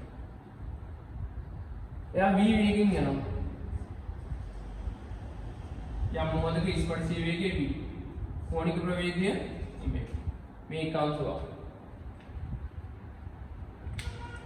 දැන් ළමයි දැන් ඔයාලා අහන්න පුළුවන් මෙහෙම අංශු ජලනය වෙනවද? දැන් මෙතනදී අපි කතා කරන්නේ භ්‍රමණ ජලයනේ. කේන්ද්‍රයට සම්බන්ධයි. ඔව් කේන්ද්‍රයට සම්බන්ධයි. මම මේ ලොකු දෘඩ වස්තුවක් ගත්තේ. හරිද? මේ දෘඩ වස්තුව මොකක් හරි භ්‍රමණයක් වෙනවා. ඒ භ්‍රමණය වෙන දෘඩ වස්තුව තුළ තියෙන එක් අංශුවක් සලකලා ළමයි මම මේ ඔප්පු කිරීමක් කරන්න යන්නේ මොකේද? භ්‍රමණ චාලක ශක්තියට. භ්‍රමණ චාලක ශක්තියට ඔප්පු කිරීමක් කරන්න යන්නේ මේ දෘඩ වස්තුව තුල තියෙන යම් අංශුවක් සලකලා. මේ ඔප්පු කිරීම සඳහා විතරක් මම මේ විදිහට සලකන්න වෙනවා නම. මේ වගේ අක්ෂයක් තියෙනවා. මේ අක්ෂය වටා මේ වස්තුව භ්‍රමණය වෙනවා. භ්‍රමණය වෙද්දී එක් අංශුවක් සලකලා තමයි මම මේ දේ නැත්නම් මෙතනදී භ්‍රමණ චාලක ශක්තිය ගන්න යන්නේ. ළමයි අතන භ්‍රමණ චාලක ශක්තිය කියන්නේ මේ මොහොතේ මේ අංශුවේ චාලක ශක්තිය. අංශුවේ චාලක ශක්තිය මට EK කියන එක නම ලියන්න පුළුවන්. භාගයේ mv වර්ගය කියලා. EK භාගයේ mv වර්ගය කියලා ලියන්න පුළුවන්. ඒ වගේම v වෙනුවට දාන්න පුළුවන් මොකද්ද? r වතාවක් ඔමේගා කියලා. ඊටම සරලයි. ස්පර්ශීය ප්‍රවේගය යම් මොහොතක ස්පර්ශීය ප්‍රවේගය සමාන වෙනවා r වතාවක් එම මොහොතේ කෝණික ප්‍රවේගය. මම මේ v වෙනුවට ළමයි මෙතනින් ගෙනලා ආදේශ දෙන්නම්. මෙතනින් ගෙනලා ආදේශ දෙන්නම් මෙයාට. ඊටම සරල දේවල්. හොඳට බලන්න. EK සමානයි භාගයයි m v වෙනුවට දාන්නම් r ඔමේගා ඒ සම්පූර්ණ එකේ වර්ගය. EK සමානයි භාගයයි මේ කයිනටික් එනර්ජි කියන තමයි ළමයි මම EK කිව්වේ. කයිනටික් එනර්ජි කියන්නේ චාලක ශක්තිය. හරි? භාගයයි m r වර්ගය ඔමේගා වර්ගය. ළමයි මේ ලක්ෂීය අංශුවේ m වතාවක් r වර්ගය කියන්නේ මොකද්ද? මේ ලක්ෂීය අංශුවේ මේක ස්කන්ධය අපි m කියලා සැලකුමු. m වතාවක් r වර්ගය කියන්නේ මොකද්ද? m වතාවක් r වර්ගය කියන්නේ ළමයි මේ ලක්ෂීය අංශුවේ මොකද්ද? අවස්ථිතික ඌර්ජය. මේ ලක්ෂීය අංශුවේ අවස්ථිතික ඌර්ජය. එහෙනම් අපිට මෙහෙම ලියන්න පුළුවන් EK සමානයි භාගයයි I ඔමේගා වර්ගය. මේ ලක්ෂීය අංශුවේ චාලක ශක්තිය කියන එක ලියන්න පුළුවන් භාගය වතාවක් අවස්ථිතික ඌර්ණය වතාවක් කෝණික ප්‍රවේගයේ වර්ගය. අපි ගාන රේඛීය චලනයේදී ගත්තේ දැන් මේ අපිට භ්‍රමණ චලනයේදී ළමයි අවස්ථිතික ඌර්ණය තියෙනවා. රේඛීය චලනයේදී අවස්ථිතික ඌර්ණය වගේ ඉන්නේ අවස්ථිතිය. අවස්ථිතිය ගැන දක්වන්න ඉන්න කෙනා තමයි ස්කන්ධය. රේඛීය චලනයේදී ප්‍රවේගය රේඛීය ප්‍රවේගය දෙනවා. භ්‍රමණ චලනයේදී ප්‍රවේගය වෙනකොට කෝණික ප්‍රවේගය. මේ අතර නිකන් අන්‍යෝන්‍ය සම්බන්ධයක් තියෙනවානේ. EK සමානයි භාගයේ mv වර්ගය. EK සමානයි භාගයේ I ඔමේගා වර්ගය. මෙතන ස්කන්ධය මේ ස්කන්ධය වගේ මෙතන ඉන්නේ අවස්ථිතික ඌර්ණය. ප්‍රවේගය වගේ මෙතන ඉන්නේ කෝණික ප්‍රවේගය. හරි. එහෙනම් භ්‍රමණ චලනයේ යෙදෙන වස්තුවක කෝණික ප්‍රවේගයේ යම් කෝණික ප්‍රවේගයක් ඉදියාගේ චාලක ශක්තිය කියන එක සමාන වෙනවා භාග්‍ය වතාවක් අවස්ථිතික ඌර්ණය වතාවක් යම් මොහොතක කෝණික ප්‍රවේගයේ වර්ගය.